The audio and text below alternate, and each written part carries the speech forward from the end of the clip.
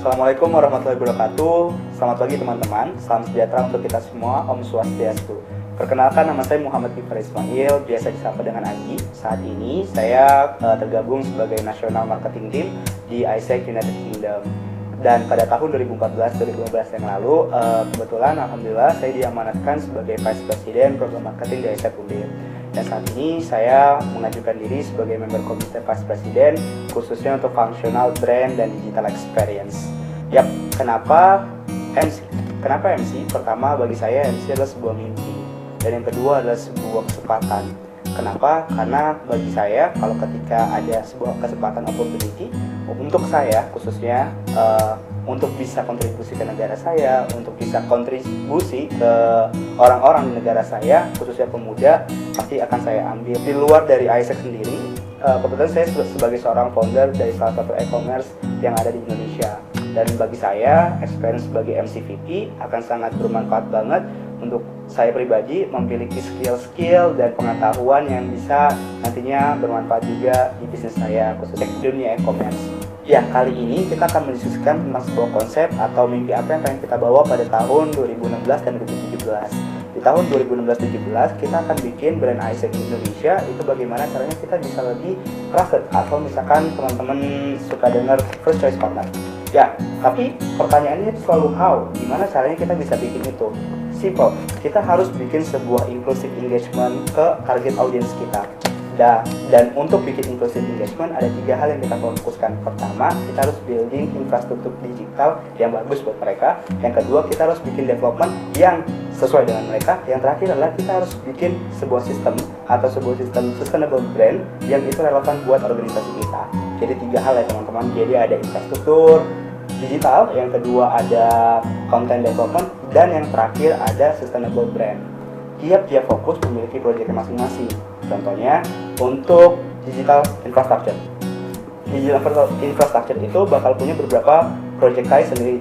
Yang pertama adalah open search dan learning platform. Jadi kayak sebuah website di mana teman-teman bisa belajar di situ, bisa dapat PPT banyak di situ, bisa ngelakuin tracker di situ. Jadi gak banyak lagi nih tracker yang dibikin, gak banyak lagi link-link bersebaran, dan at the end di term depan itu bakal hilang atau gak kepake atau bingung gimana naruhnya. Jadi LCLC bakal punya bank data sendiri. Yang kedua adalah ini digital ecosystem. Bagaimana caranya online marketing kita bisa consist ke opportunity portal. Yang ketiga adalah lead nurturing atau email marketing. Dan yang terakhir adalah centralized survey platform. Jadi misalkan karena opportunity seperti ini, tahun depan itu bakal ada MCVP Research and Development. Jadi kita harus provide satu website di mana MCVP ini atau member-membernya bakal menggunakan itu untuk survei, tapi di satu platform yang kita punya. Jadi nggak ada lagi data-data yang tersebar di mana-mana.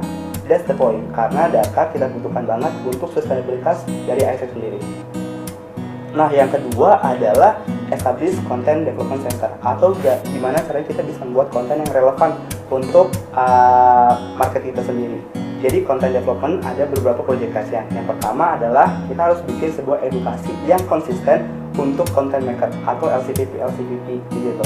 Yang kedua adalah kita harus partnership sama misalkan brand agency atau misalkan marketing strategi untuk gimana kita bikin sebuah konten yang menarik. Jadi ada outsourcing idea dari eksternal. Yang terakhir adalah kita bakal bikin content development plan. Itu gimana caranya kita bisa bikin content development atau content di LCLC terus meningkat reach-nya dan engagement-nya. Dan yang terakhir untuk sustainable brand development itu kita akan punya beberapa project. Yang pertama, project paling penting adalah brand advocacy. Gimana caranya bikin sebuah treatment untuk brand advocacy. Brand advocacy itu terdiri tiga. Pertama, ada follower, yang kedua sharer, yang terakhir adalah promoter. Nah, gimana caranya kita bisa punya treatment, memprovide platform untuk brand advocacy kita, dan kita showcase ke masyarakat. Dan yang terakhir adalah yang terakhir adalah kita bikin yang namanya brand guardian. Nah, apa sih brand guardian? Jadi kita akan bikin yang namanya brand audit, brand survey, dan brand monitoring untuk menjaga brand kita jadi lebih baik dan bisa lebih kontrol sama kita sendiri.